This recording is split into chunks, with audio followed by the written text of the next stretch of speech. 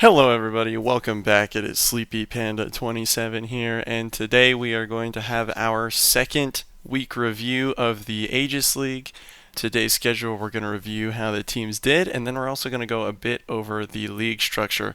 Specifically, how is the post group stages going to look, and what are people really playing for? I think the ability to enjoy watching and following a tournament through YouTube has a lot to do with if you understand its format, and this format could be a little confusing on how it works. So we'll go over that at the end.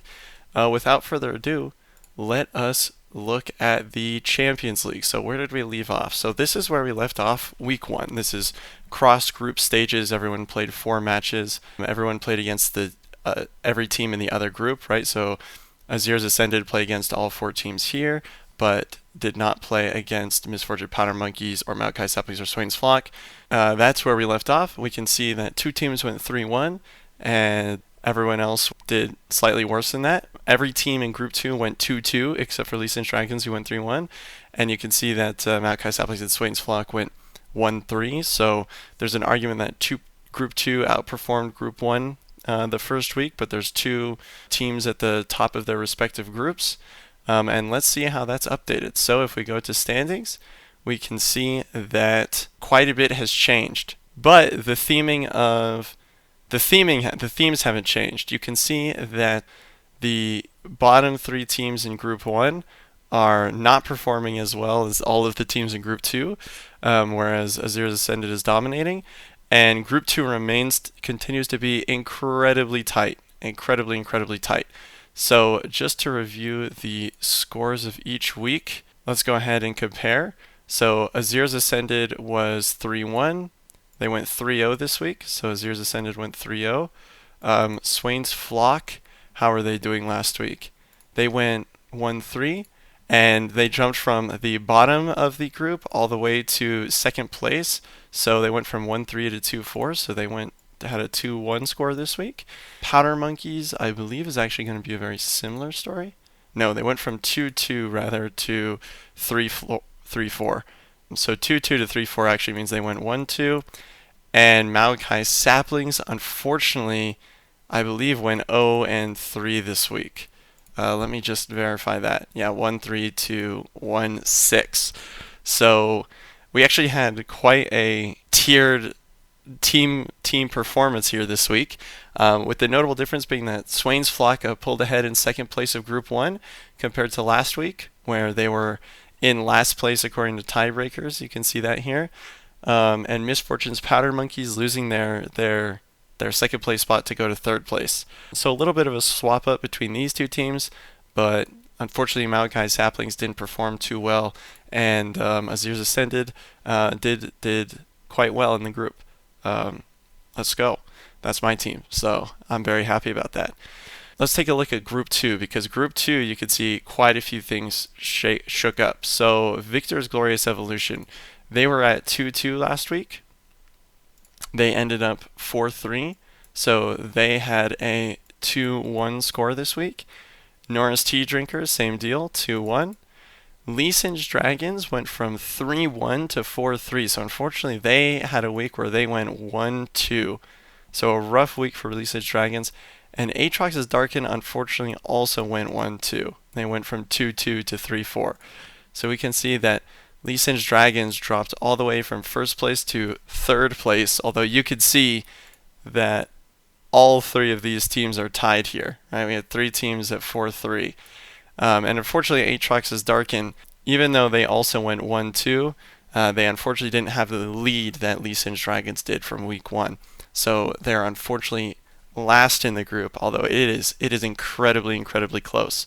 The fact that the group had 0 people going 0-3 or 3-0, I think shows that this group is incredibly tight in skill level.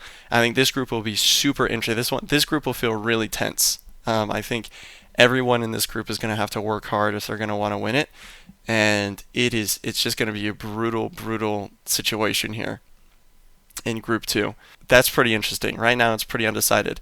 At this point in Group 1, Azir's Ascended, I don't think they're guaranteed to at least not be disqualified, but I think they're close.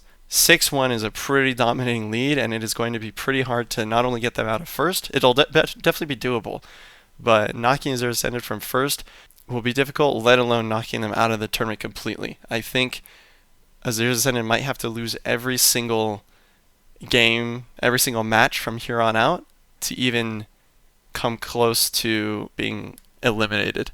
Whereas you can see it is truly anybody's game, including Aatrox's Darkin. Obviously, they are unfortunately at a slight disadvantage, but they are not nearly out of the race. Because remember, the deal is that if Aatrox's Darkin beats any one of these teams, not only are they gaining one win, but they're also converting that team, giving them a loss, right? So if Aatrox's Darkin beats any team here, immediately they're tied with that team. So it truly is not. Aatrox's Darkin is legitimately within one match away from being at the same score as everybody else, right? And I think if we look at the schedules here, there's going to be everybody has 6 more matches. Okay, so Group 2 is truly anybody's game here. It's going to be incredibly tight to watch Group 2's performance.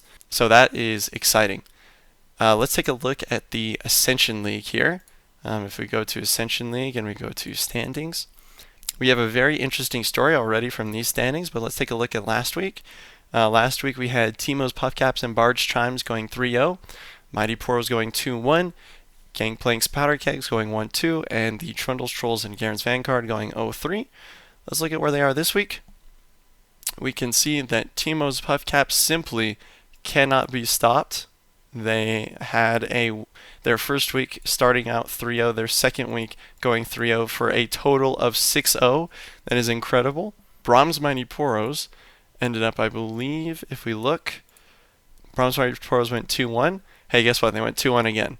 Okay, so incredibly consistent results from both Teemo's Puffcaps and Brahms Mighty Poros, both going the same score each week. Trundles Trolls did falter a bit, as we could see. No, actually, they didn't falter at all. They went incredibly. They actually converted back. Sorry, Trundles Trolls. That was Barge Chimes I thought I was looking at here. So Trundles Trolls went 3-0 to lock in, to just completely reverse their results from last week. This team is another team that reversed their results from last week. You'd see Barge Chimes was at 3-0 last week. Unfortunately went 0-3 this week. Pretty rough there. And then we have Gangplank's Powder Kegs also being very consistent, going 1-2 both weeks. And then Garen's Vanguard also being consistent, unfortunately going 0-3. It's a bit of a tough situation here, but it is what it is. But there's an interesting story here, which you could see Teemo's Puffcaps is absolutely crushing, absolutely dominating the league right now. If we go ahead and look at their roster here, it consists of Dial Mana, Hayes, Johan, and AAA. I mean, man, this team is doing incredibly, and I think they have a very good shot of getting top 4 here. Brahms Mighty Poros also doing well, although perhaps not doing well as well as expected. If you watch the podcast videos that I'm also uploading weekly, you'll know that I rated Brahms Mighty Poros as the highest, the best team in the Ascension League, and we could see that they're not quite holding up to that standard. Teemo's Puffcaps is outperforming them fairly dominantly. It's truly impressive what these Puffcaps are able to accomplish here, and I think a big congrat to Dial and their team for this performance. It's actually quite impressive. Trundles Trolls had a rough start week, but they did pull back quite well this week, and I'm glad for them. They were one of the best performing teams of last Ascension League. So it's good to see them bounce back here and sort of prove that they, they're not. Last week was just a flub, right? They're actually going to put out some consistently good performance here, I hope. We'll have to see. Again, I believe there's 2 more weeks. If we look at the schedule here, 3 more weeks. Sorry. Interesting that there's 3 more weeks of the Ascension League, but only 2 more weeks of the other league. Anyways, this is how each team is doing.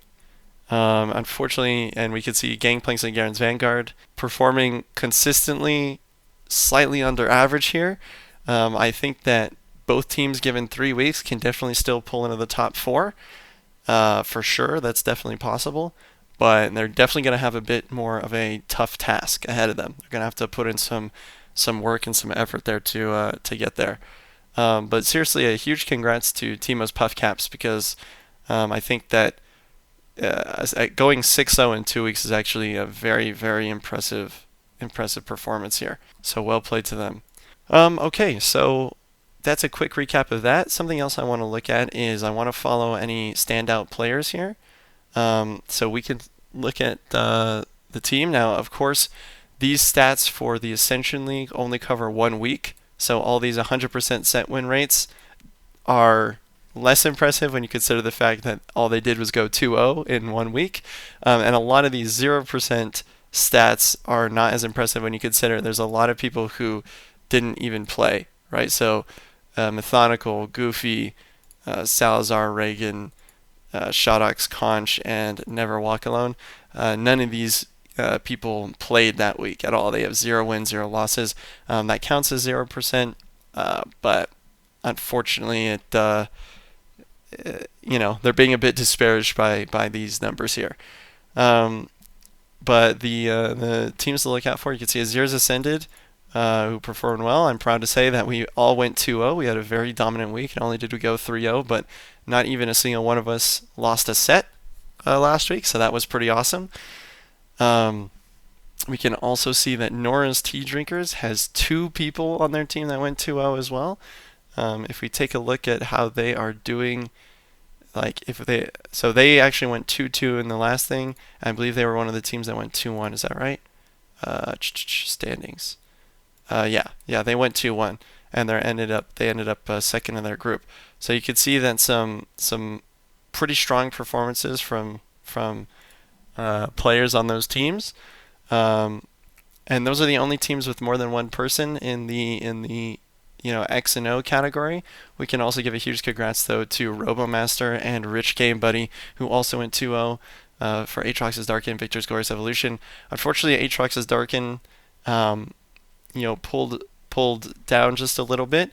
I believe they went, or they a team that went, they went 1-2 this week. Is that right?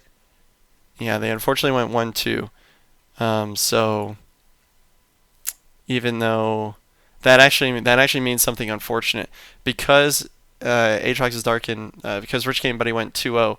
This means that Arachnobat and 10 Stews, you could see they both went 1-1. And if one of them had won their game in this, it means that both 10 Stews and Arachnobat lost their games in the same set and won their games in the same set. So Aatrox's Darkin had a set where they went 3-0 with Rich Game Buddy, 10 Stews, and Arachnobat, and then they had a set where they went 1-2 with Rich Game Buddy, and then 10 Stews and Arachnobat losing. That's actually a bit of an unfortunate story being told there, but it is what it is, and it's a bit unfortunate. But you can always pull ahead. Actually, that might not be true. Is that true? No, yes, I believe that has to be true, right? Yeah, because in order to have not gone, no, they could have lost their collab set. Okay, scratch everything I just said. I might even edit it out. They could have lost their collab set. Let's actually see. We could see in the schedule, Group 2 schedule. We see the collab set. Okay, they lost their collab set, so never mind. They also lost this one. No, I was right. Yeah, okay, you can see they went 6-0 against Leasage Dragons, but they unfortunately lost to Tea Drinkers and then lost their collab set. Yeah, so a bit of an unfortunate story here told through the player stats, but that's what Aegis is about. That's the drama that gets created here. Let's take a look at the player stats for the Ascension League. These stats are a bit more meaningful because they've had 2 weeks of play, right? So there's actually only, there's only 1, 2, 3 people who haven't played at all yet. And we can see that Timo's Puffcaps Mana and Hayes Johan went 4-0. There's actually only 3 people who have played 4 sets and have gone won all of them. And you can see that's the Timos, Puff Caps, and Brahms Mighty Poros. Congratulations to these three, Mana Small Penguin, Haze Johan. Also, congratulations to General Shorts, who went also has a 100% win rate. Unfortunately, it's slightly less impressive just because General Shorts is only played in 1 week as opposed to both weeks. Now, that doesn't mean that Schwartz is not an excellent player, but these three, big congrats. And we can also see, some stories reflected in the player stats where Timos Puff Caps is the most dominant and Brahms Mighty Poros is the second most dominant. And we can see they're the only two teams with players who have 100% set win rate. Again, big congrats to those teams. We could see that Synergy and Wekar are also some pretty star players of their teams. 3-1 is a very impressive score, despite not being 100%. And Schwartz hasn't had the opportunity to even get 75%, right? So there's an interesting note there. And then here we could see everyone else. Take a look and perusal at that yourself. But yeah, I like giving shout outs to well-performing players because I think that's also fun. It's always fun to see if at the end of a group stages there's someone who has 100% win rate and has played every week, because then you can kind of be like, oh well, that person absolutely carried their team. Their team owes them a lot. I always think that's a bit of a funny thing to look at. Okay, so that's enough going over the score. Let's review how will the structure go. When I say structure, I mean we know that the top four teams of the Champions League, the bottom four teams of the Champions League and the top four teams of the Ascension League are going to compete to get into next season's Ascension League. But how exactly does that actually work? Because it's not actually going to be that these two teams and these two teams get kicked out. So why don't we take a look at that? And that is actually going to start by looking at this playoffs bracket. So you could see we've got our 4 victors slots here. These are the people who have ascended, gone from the Ascension League to the Champions League, or retained their spot in the Champions League to stay there. We are going to see here that it's broken into some rounds. This is going to be the week 1 of the Ascension League playoffs. These two groups are going to be week 2. You can see on the date that they're both played on the same day, April 4th here. And then this is going to be the last week for qualification. If we take a look here at the Champions League and we go to playoffs, playoffs bracket, here we go. We can see here that this is the Ascension League, or the Champions League rather. This is simply split up into this, and this means that we'll actually know the winner of the whole thing before we know which teams are going to be remaining in the Champions League for next time. But let's take a look here because all this is rather confusing. I've already looked ahead at it, and I can tell you this. The top team in each group in the Champions League, these people are going to immediately go into the Champs playoffs. And they're immediately going to get a bye week. Now, the significance of the bye week has one thing. One, it's always nice having a bye. It means you don't have to earn for a higher spot in the ladder. It also means they have a 0% chance of being eliminated from the Champions League. 0% elimination chance. The top 2 seeds from the group stages will be in the next Champions League no matter what. Now that they aren't guaranteed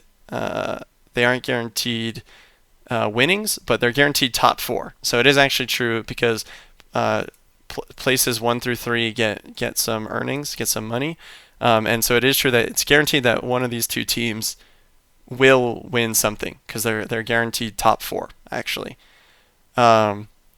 So that's that. So they're going to be slotted immediately in the top 4, And we can see here, if we look at the playoffs bracket, we can see that their seeds are right here. Group number one seed, and group number 2 seed. Okay. Now both of them could lose and they end up going to this tournament or this match, but yeah. So what happens with the other teams? So the bottom seeded teams are immediately sent to the relegation tournament no matter what as well.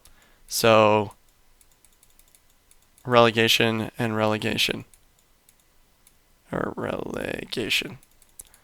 So these two teams are immediately sent, boom, straight to relegation tournament. You have to fight your way to earn Champions League, and you also get no winnings. So relegation tournament is tough. At that point, all you're playing for is getting a spot in the Champions League for next season. But something interesting happens here with the middle two teams from each group. They're going to get placed immediately into the playoffs bracket and get a chance to get their top 4 spot, right? So what it's going to be is this team from group 2 is so seed number 3 from group 2 is going to play seed number 2 in group 1, and seed number 1 here is going to play seed number 3 here, and that's going to make up these brackets here. And the winners of those brackets will go to the top 4. The losers will go to the relegation tournament. Okay. So yeah. So the top seeds goes to top 4. The bottom seeds go to relegation. And then these two teams, one team is going to go. These two teams are going to play in a bracket. The winners are going to go to top 4, and the losers are going to go to relegation. And that's going to be the structure for the Champions League. Now let's look at the Ascension League here. So if we look at the playoffs bracket, we could see that that this happens March 28th. Let me look at something real quick. For this playoffs bracket, this happens March 21st. So the quarterfinals happen March 21st, and you could see that the people who lose in the quarterfinals, so this is going to be, if we're looking at our bracket, it's going to be of the 2 teams that get to play, it's going to be the losers that get sent to the relegation tournament from the Champions League.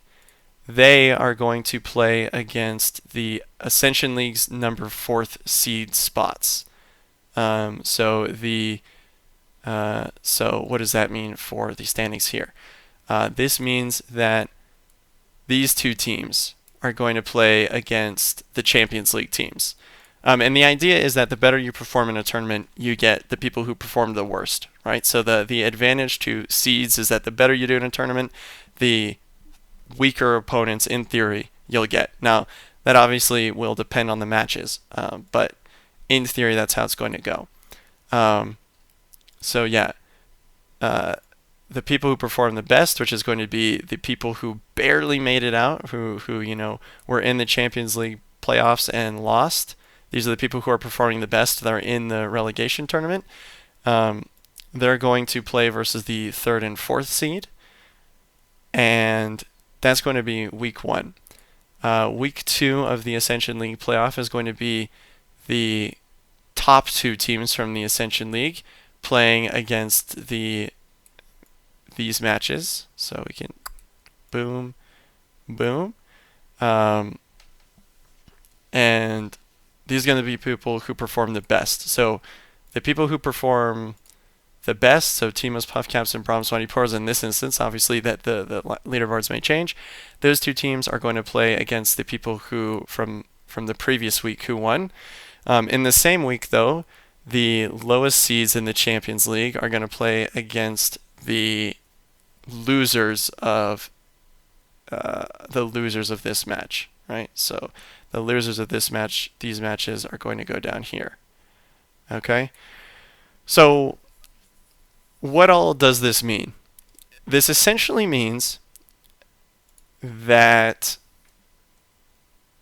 it's structured a bit strangely. But it essentially means that if you uh, win in the ACL, you're going to have two chances to get eliminated. Whereas you'll notice that match 3R and match 4R, the losers of match 3R and match 4R get eliminated right away, right? So the punishment to ending last in the Champions League, or the punishment to potentially being C3 and 4 in the yeah, it's sort of strange. Basically, the people who come from the Champions League, who sort of, again, that structure we had before, the losers of the first bracket in the Champions League, who get placed in a relegation tournament, they get two chances. Okay, so they can actually lose a match, and they'll just be transferred down here, and then they can still make their way to the top four. Okay, unlike, this is not necessarily true for the um, fourth seed, right? The fourth seed of Ace of the Champions League, the people who get last in the Champions League, if they lose in the playoffs, they're out completely. Okay. Um, Same thing, same deal here is that if you're in the top two teams of the Ascension League, right? So the top two teams of the Ascension League are going to also get two chances to make their way, right? So they can lose a game and they'll just come back next week, okay? So basically, long story short, this is a very complicated structure here. But long story short, um, if you're in here, again, top four for the best team. The bottom team, you get one chance in the relegation tournament. You get one chance in relegation. Okay, you lose one game, you're gone. Okay, these two teams will be competing for another top four slot, or they will be competing for, or the loser will get two chances in relegation. Okay, so that's how this works. Okay, the winners go to top four immediately. These two teams play for either a shot at top four or at least two chances in the relegation tournament. If you perform badly in ACL, you get one chance in a relegation tournament. Okay. If we go to the ACL, whoops, we go back to the Ascension League rather, not the ACL, the Ascension League. These two teams here, they're going to get two chances in the relegation tournament, and these two teams here are going to get one chance. Okay, and actually, these two teams are going to get two chances and some money.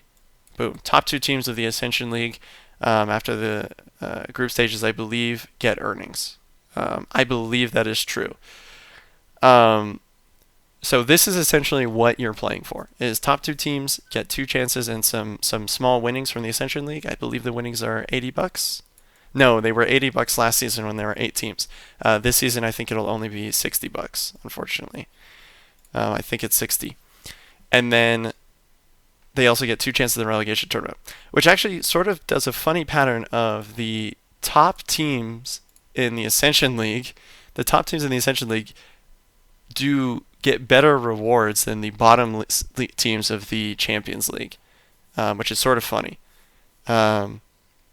So that's interesting. I hope I didn't confuse you too much by explaining the structure. I hope that you can analyze this playoffs bracket here and sort of figure out what's going on. But I think in my mind it's actually much easier to think the top teams of the group, you get top four. These two teams play for top four or for two chances in the relegation tournament. And then this team plays for one chance in the relegation tournament. Okay? And then in the Ascension League, top two teams get money and two chances. And the, third and fourth place of the Ascension League get one chance in the relegation tournament. So that's what everyone is playing for. I hope that isn't too confusing. But there you go. And I think that ends this week's recap. So thanks for joining me, and I will see you guys next week.